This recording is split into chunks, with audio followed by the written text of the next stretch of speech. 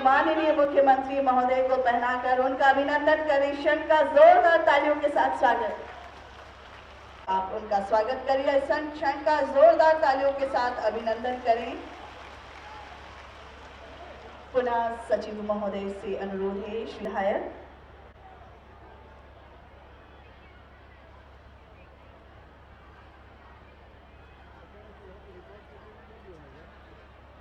जोरदार तालियों के साथ किया जा रहा है।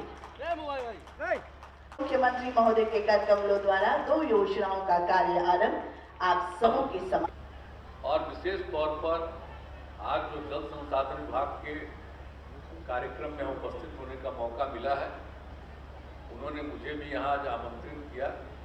इसके लिए मैं जल संसाधन विभाग को विशेष तौर पर बधाई देता हूँ कि उन्होंने फिर यहाँ आने का आज मौका दिया।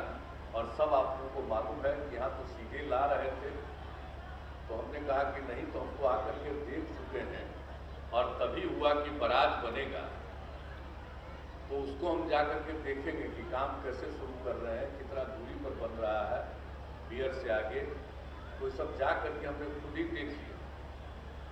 और जब हम रास्ते से जा रहे थे, पहले भी एक बार थोड़ी गए, कई बार गए, तो आरओबी बनाने के लिए भी रेल लाइन के ऊपर पहले भी बातचीत हो रही थी, सब कुछ बात हो रहा था। हमने कहा आने जाने का रास्ता होना चाहिए।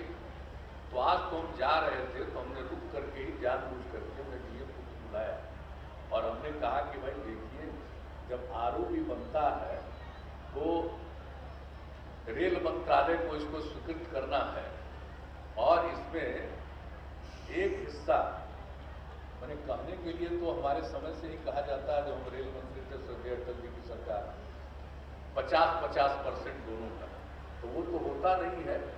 अप्रोच में जितना पैसा लगता है राज्य सरकार को देना पड़ता है और ब्रिज में जितना पैसा लगता है वो अपना रेल देता है। लेकिन वो तो एक अलग चीज है। हमने आज यहाँ देख लिया, कहा कि इसके लिए और कई चीजों के लिए तो राज्य सरकार को निर्णय करना पड़ेगा कि भाई अगर रेल मंत्रालय इसके लिए सहमत हो या नहीं हो, वो आधा पैसा देने को तैयार नहीं हो तो भी कोई बात नहीं है।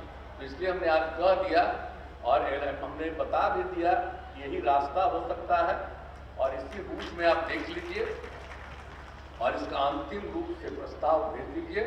राज्य सरकार की तरफ से ही ये रोड ओवरब्रिज बनवाया जाएगा। यही हमने देख लिया। हमने कहा कि भाई ये तो इतना महत्वपूर्ण जगह है। अब इस महत्वपूर्ण जगह में जब हम लोग देखते हैं तो अब लोगों को आने जाने में कितनी दिक्कत है और नेपाल के ठीक बगल में है, तो कई प्रकार की दिक्कतें लोगों को होती रहती है।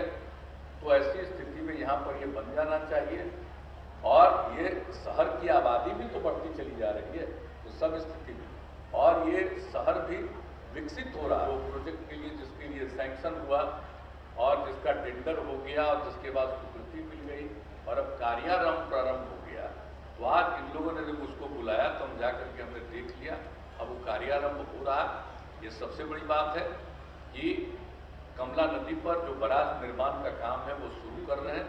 जो पियर था, हम लोगों ने तो पिछली बार ही देखा, वो पियर तो पहले बना है 70 में, तो उस समय तो ठीक बना, लेकिन अब जिस तरह से इसमें फ्लो पानी का बढ़ता चला जा रहा है और पानी का फ्लो तो बढ़ता ही है, जल का स्तर जो है नदी का तो वो और ऊंचा होता चला जा रहा है ना।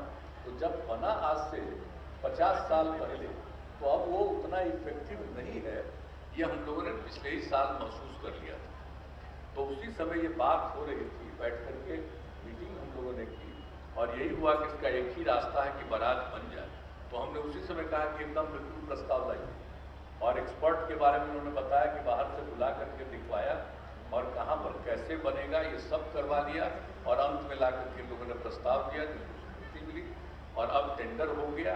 अब उसको कार्यारंभ हो रहा है। तो उस दिन आप लोगों ने बुलाया तो मुझे खुशी है, इससे सुविधा होगी। इससे आप समझ लीजिए कि पानी का जो फ्लो है, अब आप जिस तरह से पानी फैल जाता है जगह जगह और शहर को और गांव के कई गांवों को बर्बाद करता है, परेशान करता है, वो नहीं कर पाएगा। तो उसमें तो नियंत्रित रहता है। और दूसरी बात है कि बाद में सिंचाई के लिए भी वो उपयोगिता होती है, ये रहता है तो उस पानी को प्रिजर्व किया जाता है। तो इसलिए इसके लिए बराज का तो बहुत बड़ा इम्पोर्टेंस है, तो जो हम लोगों ने किया, तो आज से मुझे खुशी है कि बराज का काम शुरू हो रहा है और इसके चलते लोगों को बहुत बहुत लाभ मिलेगा। और जो भी बाएं और दाएं तटबंध, कमला बलान नदी का दोनों तटबंध जो जिस तरह से नुकसान हुआ था 19 में, तो हम लोगों ने तो देखा था और आप लोग गए, आज आप आई हुई इसलिए आपको हम इस बात को कह रहे। और 15 में तो आप ही लोगों ने मांग कर दिया कि साहब शराबबंदी लागू करिए, एक कार्यक्रम में पटना में।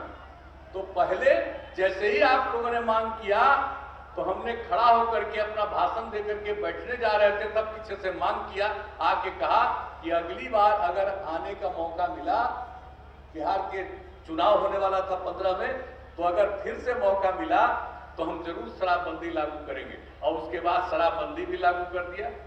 बीच में गड़बड़ करता है, याद रखिएगा, आप लोगों के कहने पर सब कुछ हुआ है, भूलिएगा कभी मत।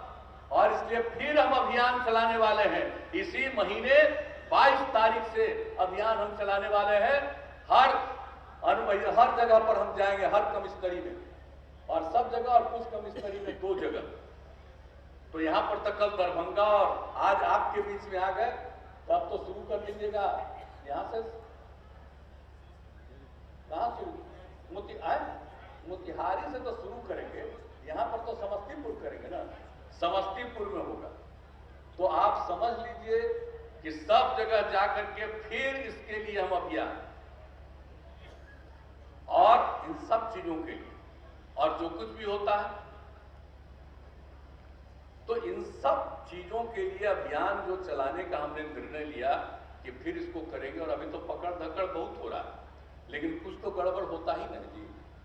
तंत्र मंत्र के बादशाह, भारत के जाने माने सर्वश्रेष्ठ गुरु खान जी, मिलेगा हर समस्या का समाधान गारंटी के साथ। मेरी बेटी की शादी के लिए बहुत से रिश्ते आते थे, पर कोई न कोई अड़चन पड़ जाती थी।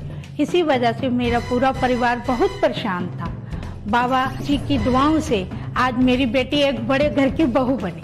भटको चाहे जहां, काम होगा सिर्फ यहाँ। गृह कलेश, कर्ज मुक्ति, प्रेम विवाह, जादू टोना, पति पत्नी में अनबन, सौतन या दुश्मन से छुटकारा, विदेश यात्रा में रुकावट, फिल्मों में प्रवेश और कोर्ट कचहरी जैसी समस्याओं का समाधान। सभी समस्याओं का समाधान गुरु खान जी। अभी कॉल करें 9821707996।